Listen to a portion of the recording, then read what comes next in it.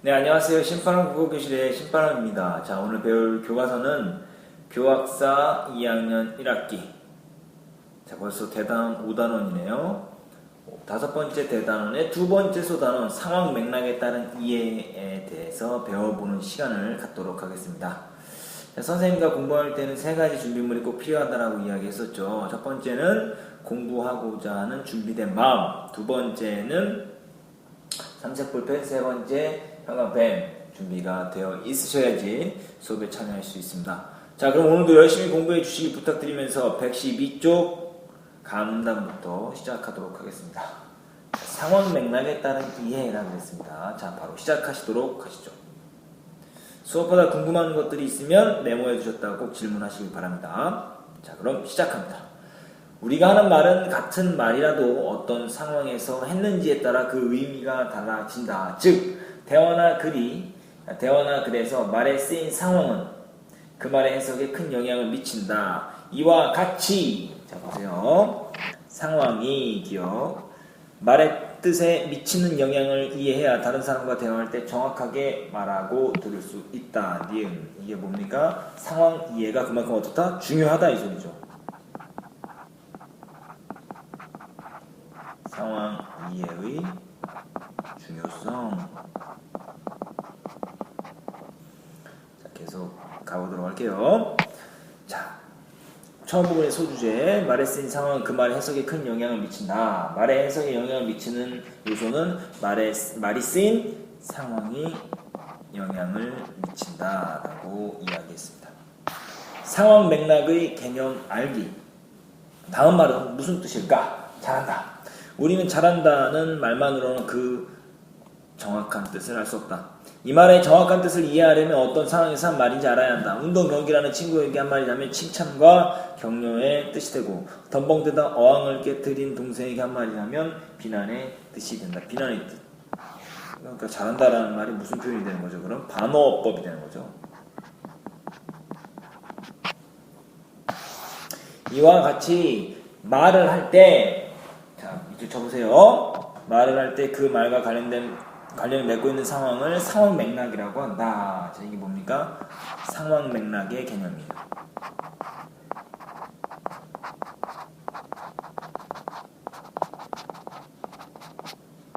이거 중요하죠? 말을 할 때 그 말과 관련을 맺고 있는 상황. 말과 관련을 맺고 있는 상황 맥락이다. 즉, 상황 맥락은 어떤 발화가 이루어지고 있는 장소, 시간, 말하는 사람, 듣는 사람, 매체, 배경 지식 등과 같이 발화를 둘러싼 주변의 상황을 가리킨다. 자, 이게 뭡니까? 상황 맥락의 구성 요소죠.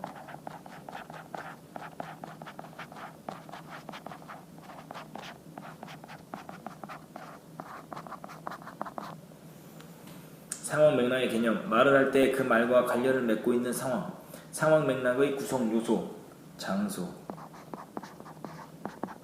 시간, 말하는 사람, 듣는 사람, 매체, 그 다음에 배경 지식 등이 있다.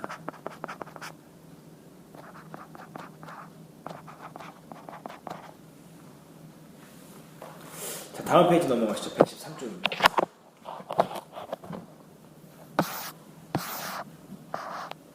상황 맥락의 구성 요소. 아까 상황 맥락의 다양한 구성 요소에 대해서 배웠었죠. 자, 바로 앞에서 배웠었는데 그것을 이제 구체적으로 한번 배워보도록 합시다. 상황 맥락을 구성하고 있는 요소가 장소, 시간, 말하는 사람, 듣는 사람, 매체, 배경, 지식 이런 것들이 있다고 했는데요. 첫 번째 것은 뭔지 라운단을 보도록 하죠. 라운단 별표 들어. 영희는 여운의 상황인의 경우 장소 등 다양한 상황에 따라 말의 의미가 달라질 수 있다. 장소 등 다양한 상황 이런 것들에 따라서 말의 의미가 달라질 수 있다. 상황 맥락의 구성 요소 1번입니다.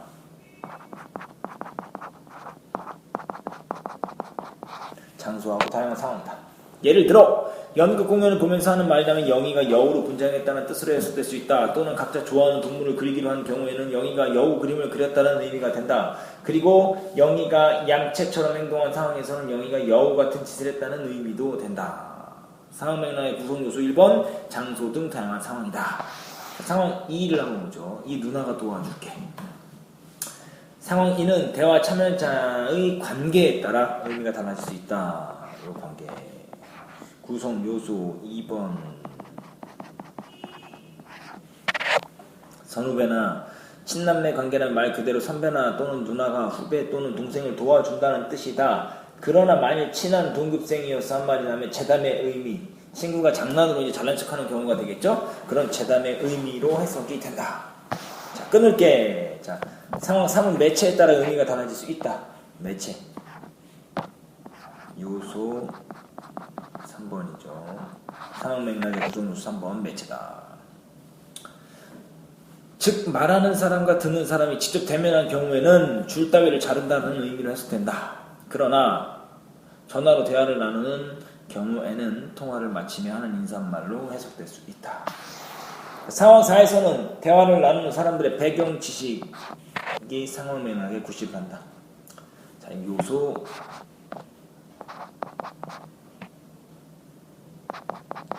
4번.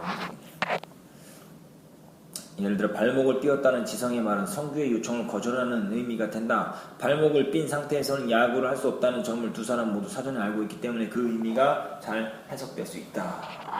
사전에 알고 있는 지식, 그것이 사전 지식, 즉 배경 지식이다라는 것을 알 수가 있습니다. 다음 페이지 넘어가실까요?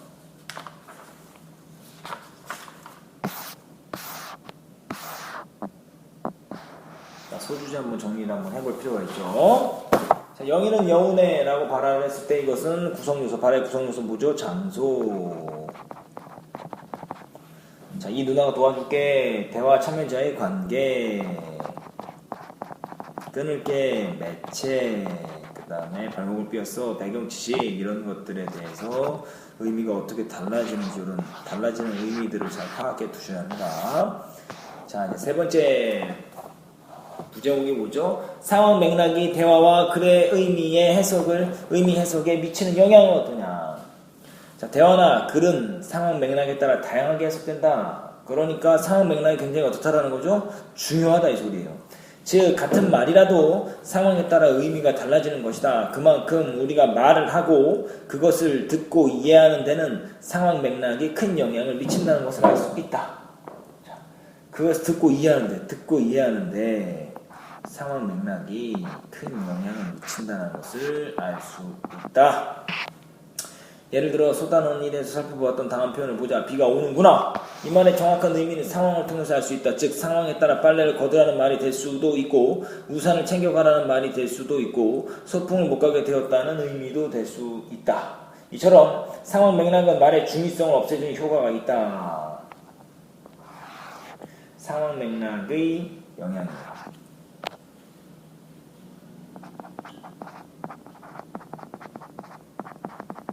맥락의 역할. 상황 맥락은 중의성. 두 가지 이상으로 해석된다라고 했죠? 그렇게 해석될 일이 없다 이 소리입니다. 중의성을 띠는 표현은 그 자체만으로 정확한 뜻을 알기 어렵지만 우리는 상황 맥락을 통해 정확한 뜻을 알 수가 있다. 예를 들어 다리가 길다라는 표현만으로 사람의 다리가 길다는 것인지 강에 놓인 다리가 길다는 것인지 알 수가 없다. 그러나 보통 우리는 대화를 하면서 그런 행동을 하지 않는다. 상황 5에서처럼 지나가는 사람을 보고 말하는 상황을 통해서라든지 강 위의 다리를 보면서 말하는 상황을 통해서 그 의미를 정확하게 알 수 있기 때문이다 라고 이야기를 하고 있습니다. 자, 배가 아프다. 또 복통이 있다는 의미로 쓰였는지 아니면 상황 6에서처럼 관용어로서의 의미로 쓰였는지. 자, 남이 잘 돼서 심술이 난다 이런 뜻이죠. 그 대화의 상황 맥락을 통해 알 수 있다. 이와 같이 대화에서 어떤 표현의 정확한 의미를 해석할 때 상황 맥락이 매우 중요하다는 것을 알 수 있다. 즉 상황 맥락은 글의 의미를 파악하는데 매우 중요한 역할을 한다라고 이야기를 하고 있습니다. 115쪽으로 넘어가시도록 하겠습니다. 파문 단어. 글을 읽을 때에도 상황 맥락은 중요한 구실을 한다. 예를 들어 글에 드러나 있지 않은 내용이라도 앞뒤 문장에 나타난 상황과 관련 지어서 그 의미를 정확하게 이해할 수 있다. 글을 해석할 때에도 굉장히 어때요?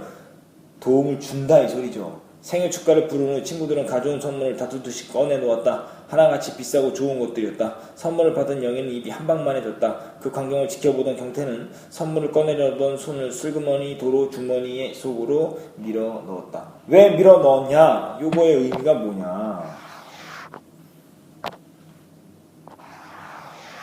자, 보죠. 앞글에서 밑줄 친 표현의 뜻은 글에서 제시된 상황 맥락을 통해 알 수 있다. 즉 다른 친구들의 비싼 선물을 보고 자신의 소박한 선물이 부끄러워서 선물을 주는 것을 망설이고 있다는 의미로 해석할 수 있다. 이 뜻이 이런 뜻이죠. 상황 맥락이 글 속에서도 작용을 한다는 걸 알 수 있죠. 의미를 정확하게 파악하는 데 있어서 대화의 상황이든 글 상황이든 영향을 미친다. 자, 소주제 상황 맥락은 대화나 글에 큰 영향을 미친다. 상황 맥락이 대화에 미치는 영향, 말의 중의성을 없애서 의미를 정확하게 파악하게 하고, 글에 미치는 영향은 글에 직접적으로 드러나 있지 않은 의미를 문맥을 통해서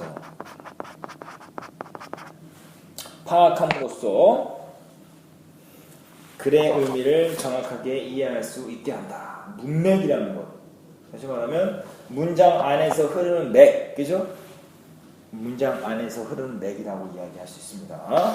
자, 네 번째 부제목, 효과적으로 의사소통하기. 상황 맥락이 대화와 글의 의미 해석에 미치는 영향, 굉장히 지대하다, 크다라는 거 알 수 있죠? 잘 이해하여 효과적인 언어 생활을 해야 한다. 우선 상대방이 하는 말을 상황 맥락에 맞게 정확하게 이해하여 엉뚱한 해석을 피해야 한다. 이게 뭡니까? 기억 니은으로 묶으시고요. 효과적인 의사소통 방법 1번입니다.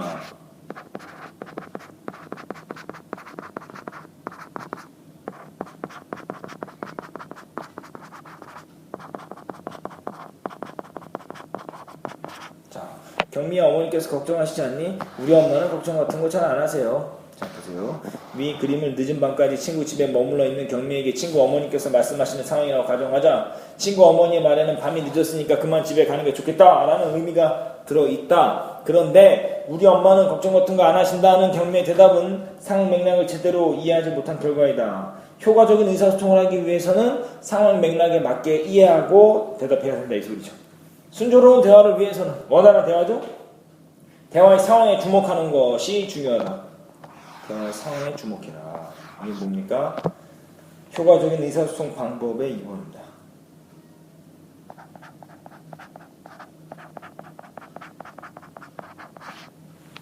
흔히 대화는 상황 맥락에 의존하여 간단한 표현을 사용하는 일이 자주 있으므로 대화 상황을 주목하지 않으면 정확한 의미를 알 수 없게 된다. 예를 들어 다음 말이 무슨 뜻인지는 상대방이 어떤 상황을 보면서 말하는지 알아야 이해할 수 있다. 자, 다음 페이지 넘어가시죠. 116쪽입니다. 자, 말을 할 때에도 상황 맥락의 효과를 이용하여 효율적으로 말하는 것이 좋다. 간결하면서도 핵심을 전달할 수 있다면 좋은 말하기라고 할 수 있다. 다음 그림처럼 급한 상황에서는 나처럼 말하는 것이 더욱 효과적이다. 자, 엄마 지각하니까 전화 끊고 빨리 교복 다려주세요. 엄마 지각하겠어요 라고 이야기하면 좀 더 효과적으로 할 수 있다, 이 소리죠. 상황 맥락의 효과를 이용하여 효율적으로 말해라. 효과적인 의사소통 방법 3번이죠.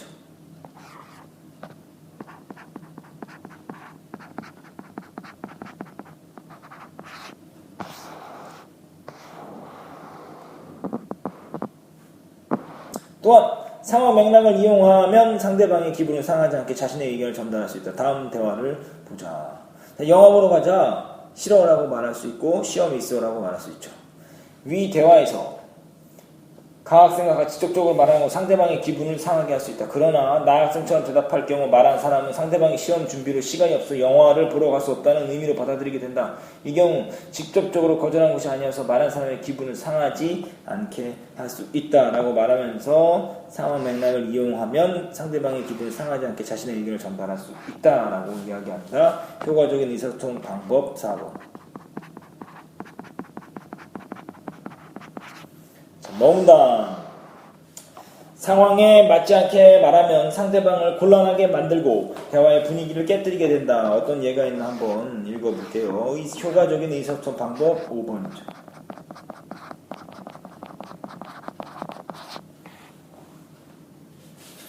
나 먼저 갈게. 왜 무슨 일이야?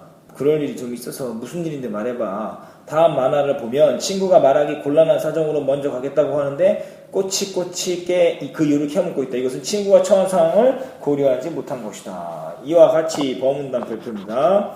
이와 같이라는 말이 나오면 뭐 하는 거예요? 정리하는 겁니다. 상황 맥락을 고려하여 말을 하는 것이 대화에 있어서 매우 중요하다. 대화의 분위기, 상대방의 감정, 대화의 주제 등 상황 맥락을 잘 고려하여 효과적인 의사소통이 이루어지도록 노력해야 한다라고 이야기를 하고 있습니다. 그래서 자, 중간 4부분 보시면 소주제 상황 맥락을 고려하여 효과적인 언어 생활을 해라. 자, 그러면 상황 맥락을 이용한 고려한 효과적인 언어 생활 방법 첫 번째, 상대방의 말을 상황 맥락에 맞게